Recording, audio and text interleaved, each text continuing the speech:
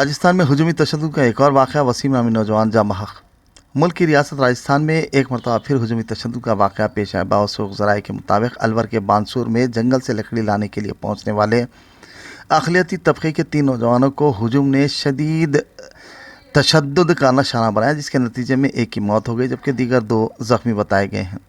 मालूम हुआ है कि महकमे जंगलात की गाड़ी में तकरीबन 10-12 अफराद जंगल में पहुंचे। उन्होंने 3 नौजवानों को बुरी तरह से ज़बरदस्त किया।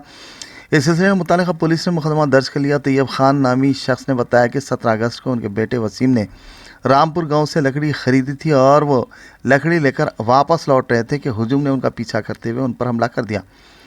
हुजूमी तशद्दुद में हलाक होने वाले नौजवान की शिनाख्त वसीम के तौर पर की गई है, जिन पर मोहलिक हथियारों से हमला किया गया। वसीम की उम्र 27 साल बताई गई है। वाज़ेह रहे कि खबरजी बीफ रखने के नाम पर या बीफ की मुंतकली के नाम पर हुजूमी तशद्दुद के वाक़यात पेश आ चुके हैं, लेकिन ताज़ा तौर पर जो वाक़या पेश आया वह अपनी नवियत का मुनफरिद वाक़या है, जिसमें लकड़ी काटने के मामले को लेकर एक नौजवान को हुजूमी तशद्दुद का निशाना बनाया गया।